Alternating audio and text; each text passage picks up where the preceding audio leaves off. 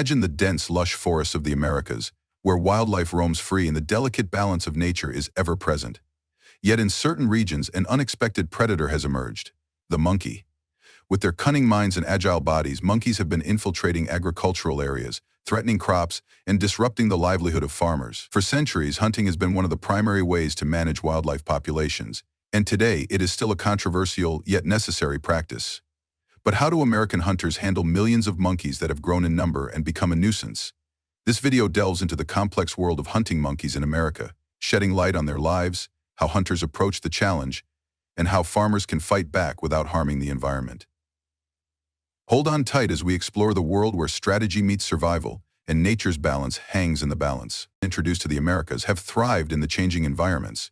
With their sharp intelligence and ability to adapt to various habitats, these creatures have found homes in cities, forests, and agricultural lands alike. Typically social animals, monkeys live in groups, or troops, led by an alpha male who guides their movements and decision-making. Their days are filled with foraging for food, playing, grooming, and exploring new territories. In urban and rural areas, however, these monkeys often come into conflict with humans. Their search for food, particularly in farmed areas, brings them into direct competition with crops. As they wreak havoc on fruit-bearing plants, trees, and even storage buildings, farmers are forced to find ways to protect their livelihoods. Despite their cuteness and intelligence, monkeys are becoming a growing problem for agriculture, prompting some to view them not only as a part of nature, but as a pest species in need of management. One of the most commonly used hunting strategies for monkeys is setting up baited traps. Hunters often utilize the monkey's natural curiosity and their love for food to attract them into enclosed spaces.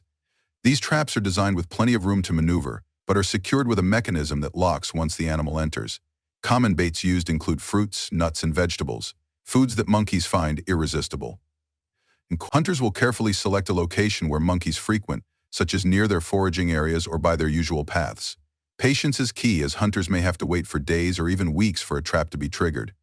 The success of this strategy lies in mimicking the monkey's natural feeding environment while making sure the traps are placed discreetly to avoid alarming them. In some cases, hunters use large nets to capture monkeys without causing harm. This strategy requires exceptional timing and skill, as hunters must throw the net over the target with precision. Nets can be placed in areas where monkeys are known to congregate, such as near trees or feeding spots. When a monkey jumps or moves through these areas, the net is deployed, entangling the animal without causing injury. Number 6. It's a humane method compared to other forms of capture, allowing the monkeys to be relocated or controlled safely. However, successful use of nets demands an understanding of monkey behavior and their preferred routes, making it more effective in regions where hunters have regular access to the area. Tracking is a skill passed down through generations of hunters, and when it comes to hunting monkeys, it's essential. The first step is to study the monkey's behavior and identify their preferred habitats, feeding grounds, and movement patterns.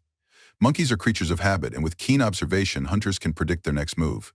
Once the patterns are established, hunters use this knowledge to set ambushes, hiding in trees or using natural cover. As the monkeys pass by, the hunters move swiftly to secure their target, often using nets or tranquilizer darts to immobilize the animal.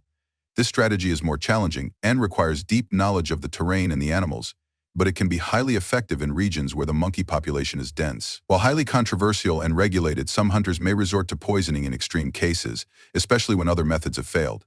This involves placing small amounts of toxic substances in food sources which the monkeys consume.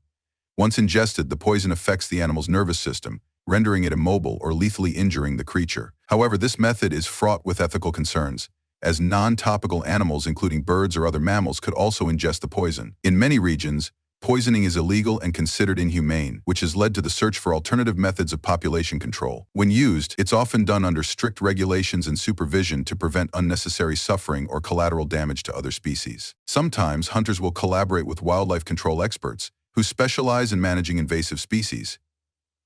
These professionals use advanced tools and techniques, such as drone surveillance, infrared cameras, and behavior analysis, to track and capture monkeys. They may also use trained animals like dogs to locate monkeys within dense vegetation or hidden areas. By combining the expertise of experienced wildlife handlers with hunters' knowledge of the land, this strategy often proves to be highly effective. The use of technology and specialized tools reduces the need for traditional hunting methods and can help control the monkey population without the risks of injury or suffering. In the end, managing monkey populations is a delicate challenge that requires thoughtful action. By embracing collaboration and innovation, we can coexist with wildlife while protecting agriculture. Ethical practices and long-term strategies are key to achieving balance. Farmers will continue to face these challenges with resilience.